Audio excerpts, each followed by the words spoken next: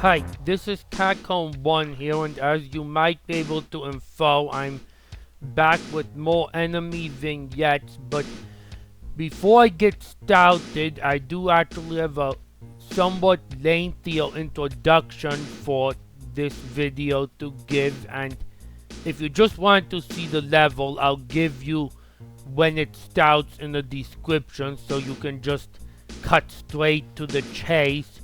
And in addition, I'll be allowing myself at least 3 tries on this level before I restart the recording, so I don't have to record this long intro again. Anyways, I wanted to mention that I got to give another shout to Big Mac Davis, because unbeknownst to me, he was actually a tester for that level by Ultima Mantoid for Doom in Dying Camel's Demons that I played the first part of yesterday, and so I wanted to just give a shout for that. And also, as I mentioned in that video, Ultima Mantoid did also contribute levels to the second and third installations of Dying Camel's Demons. Those 3 released installations to date. Now the third installation I have not played in any way, shape or form, but the second installation I actually did play his level more than a year ago. And by the way, I wonder if Big Mac Davis tested either of his levels for the other 2 installations.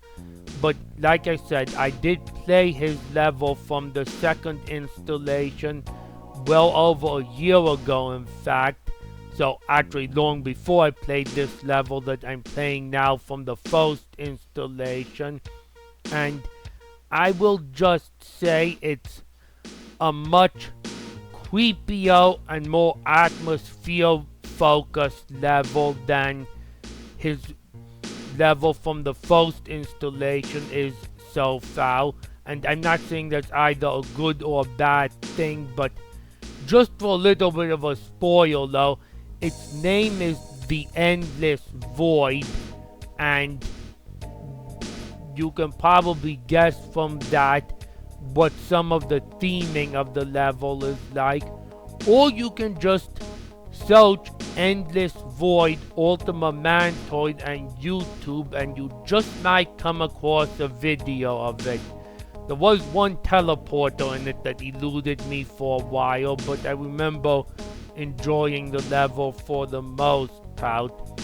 Anyway, it's time to get back to Descent and back to the matter at hand. This is level 7, Inner Tubing, played on the Ace difficulty, and I am allowing myself to start with a super laser at level 5 that I acquired in the previous level, because if you start this level with only a level 1 laser, good luck making it to the energy center without running out of energy.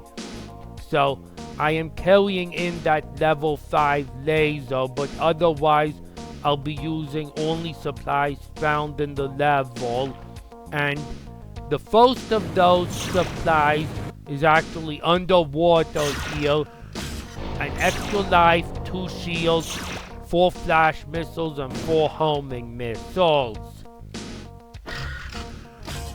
Now behind this door, there's no robots immediately behind it, but there is a mule over there, so I'd like to wake him up and hope he comes towards me. Either that or snipe him off, but don't leave the starting room.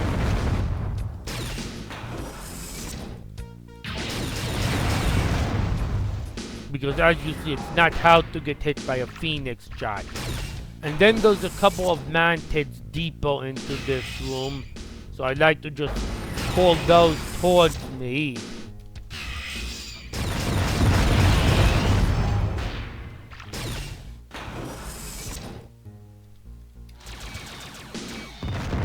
And those gatlings, as you can see there, but I think there's another mantid I haven't before it gets... yep, those are the other mantids. The Gatlings... The mantids higher priority than the Gatlings are.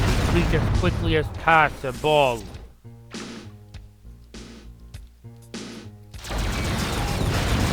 The mantid will just charge at you. The Gatlings, you can... They will push in the opposite direction when you shoot them, since they're not melee robots. And this level is actually an S-shaped flowing trench of water that apparently Dark Flame Wolf, who initially designed the layout for this mission, he got his inspiration from level 2 of the Entropy Experiment, which is an older Descent 2 mission, which has some very long winding tubes of water similar to this, but it's a far bigger level and scale. As you can tell, these Vignettes levels are all relatively small, and that level in the Entropy Experiment I mentioned is actually huge. That was designed by Luke Schneider.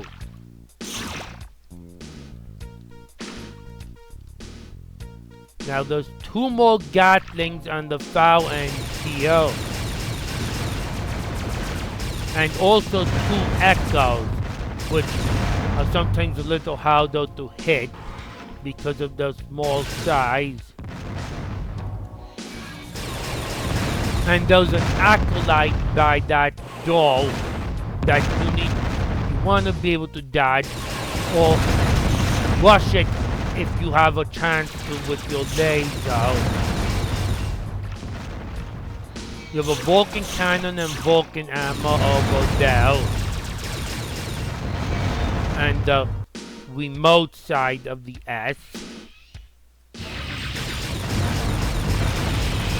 And then you have more mantids and another mule in the middle of the S.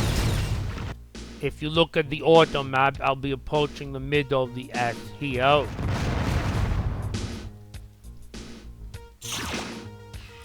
As well as 2 acolytes.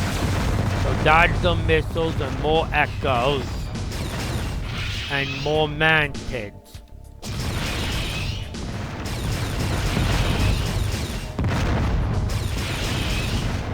And finally, one gave me a couple of shields.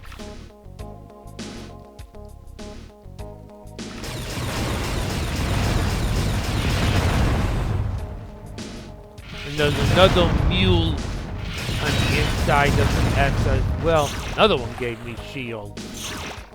That's nice. I'd like a mule to give me some energy. Oh, I thought I got both of the acolytes. I only got one of them. Anyways, let's snipe off this mule.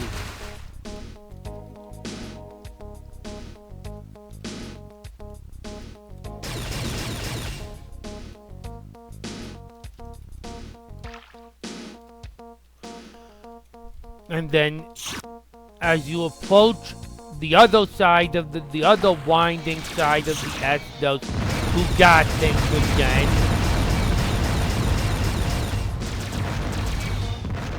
Which have dropped me some energy, which is very nice because one of the biggest challenges in this level, even starting with the super laser, is making it to the energy center. And in the at the other far side of the S, we've got some echoes and 2 more faraway Gatlings and yes, an acolyte by the door again. So you've got a pretty symmetrical robot placement pattern to go along with the symmetrical layout here.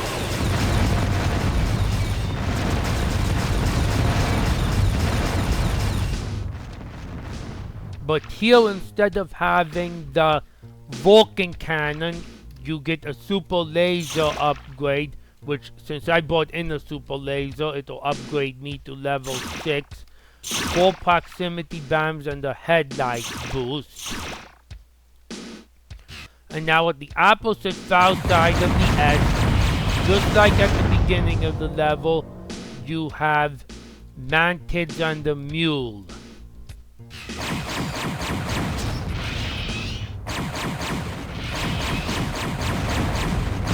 I'll mention that there's a similar, it's more irregularly shaped, but there's also a similarly winding water tunnel in level 2 of the Enemy Within, which that level was designed by Dark Horse, but Dark Flame Wolf does not mention that as being inspiration for this level.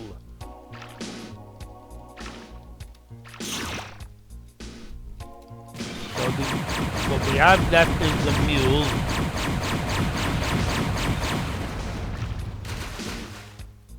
And it's nice when the Phoenix shots hit the water because they won't bounce off of water.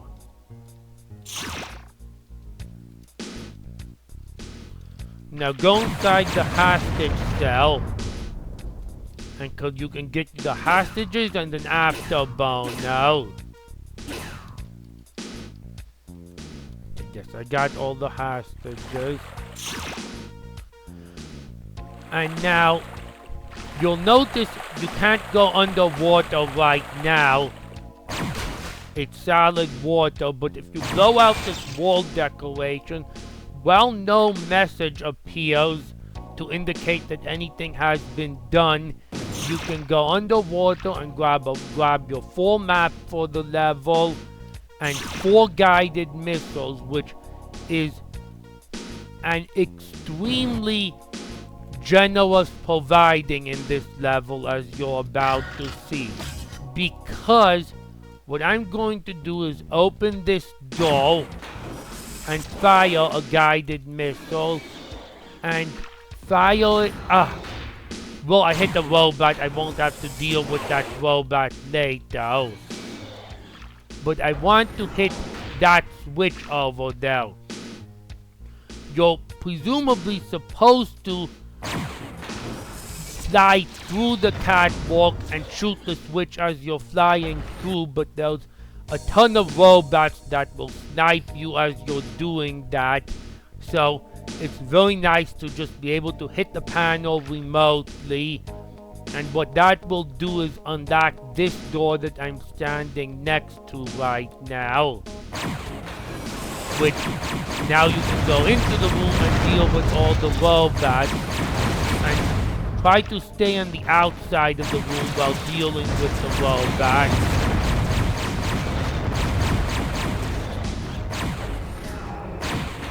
Now I'd like to conserve my guided missiles if possible, because I want to have at least one more, and it would be nice to have 2 in case I hit a robot by accident again.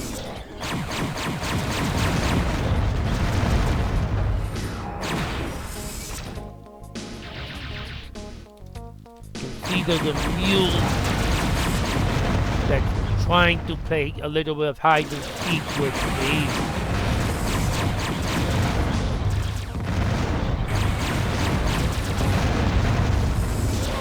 I'm gonna nab a home or one of those because dealing with 2 at a time is a little tough. With those harpoons, yes. The harpoon comes closer to the door, he's easier to deal with.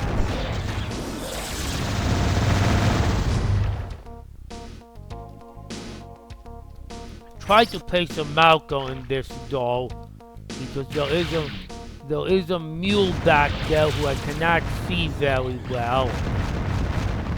I notice I have no energy left. I'm limited down to my Vulcan ammo.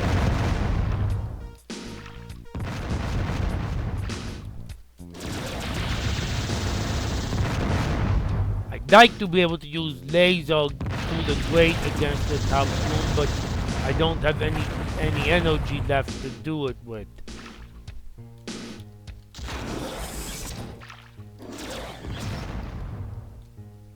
And I don't want to just go into the catwalk there and expose myself for a couple of reasons, actually.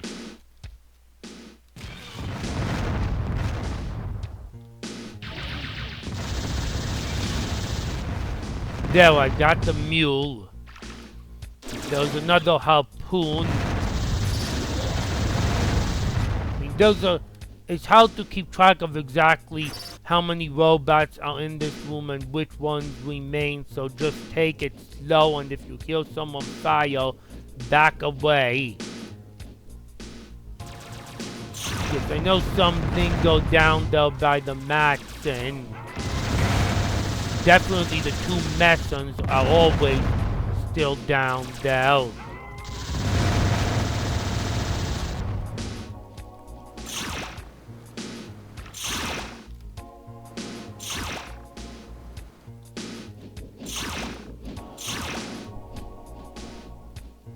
Now this room has your energy center, but be careful because there's two Messons in there and a dangerous Borlas. Again, the Borlas fire Phoenix and Smart missiles. As you can see, you have all kinds of plasma to be dodging potentially.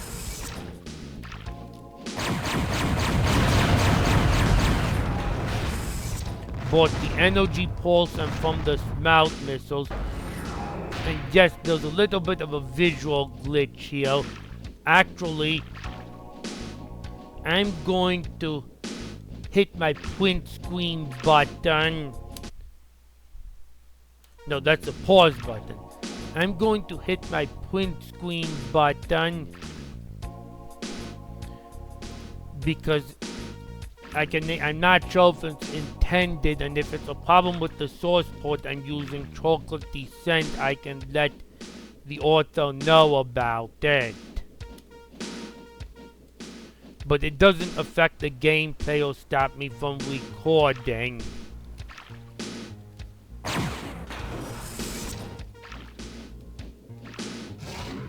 There's a ball that's still deep into the room.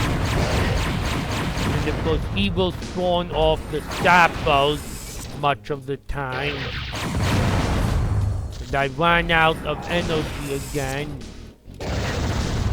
And see, I entered the energy, I could have used some more homing missiles, but I entered the energy center with only about 1,670 Vulcan rounds left, which is not all that much. And I would not have been able to make it if I didn't have the super laser from the beginning.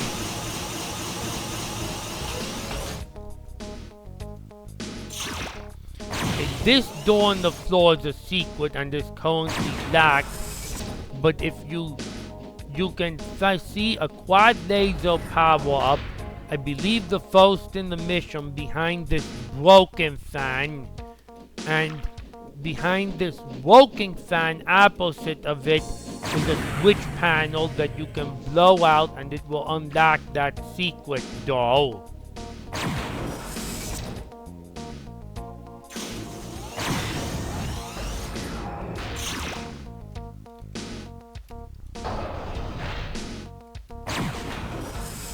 Now this spread fire cannon in the catwalk, I'm in two minds about whether it's actually worth getting, and you're about to find out why, but I'll go ahead and get it.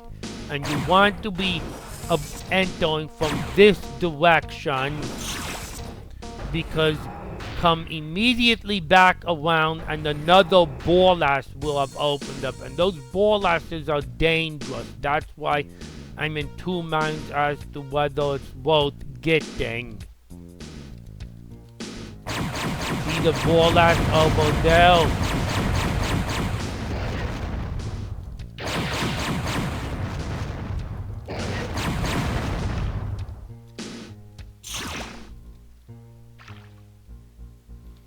But I got it to be as close to 100% as possible. Because notice, if you went through this way, you'd be coming out very close to the Borlas, and you'd have a good chance of getting smacked with the Smart missile, and that would not be any good. And since I picked up the spread fire cannon, I may as well use it. I put a couple proximity bombs on this Maxim because it does activate when you pick the red key up. And I really hope to not see morning stars come out of it, because they leave behind those modulas. This time it's showing me a lot of morning stars. Only threw me one of them when I was testing this level. But either way, I prevailed.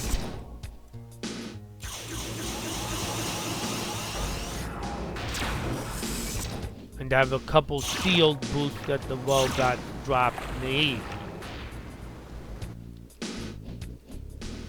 Now, why did I want to save guided missiles is because you've got to do the same thing behind the red doors. There's another catwalk. And be careful about picking that shield up, because that will also unlock a Borlash right over here. But you've got the catwalk again with a switch to open that to unlock that door, so I'd like to have 2 chances to hit it with a guided missile at least.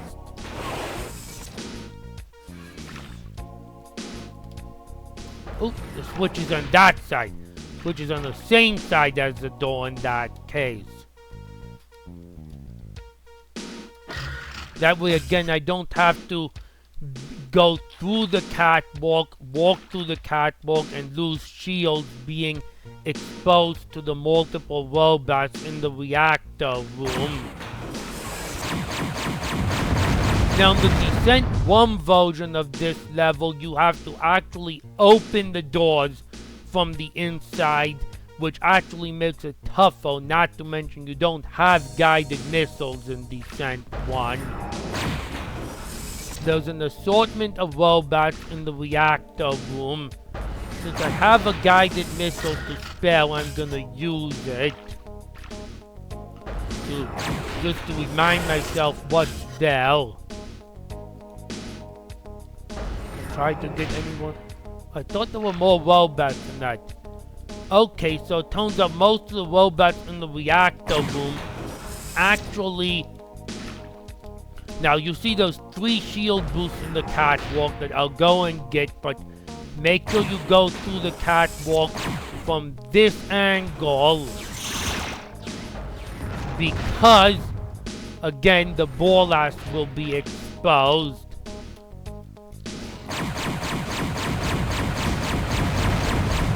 You could easily suffer some point-blank punishment if you went through it the other way.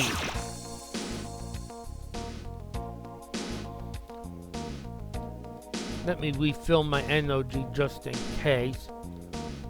So it turns out I did get everything in this level.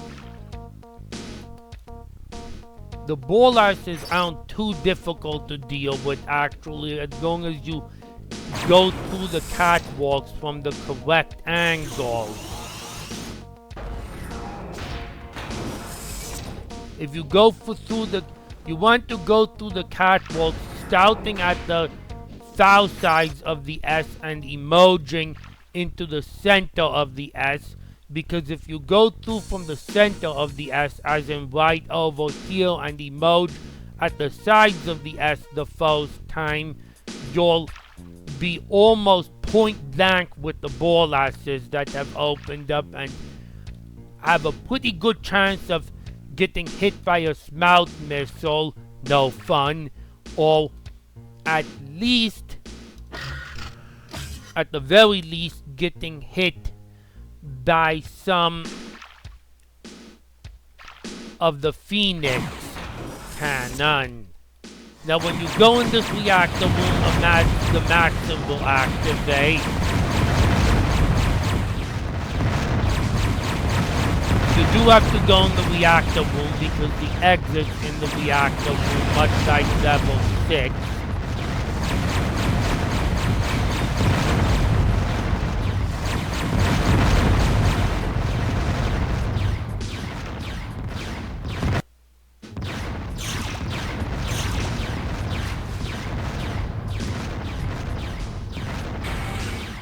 And also,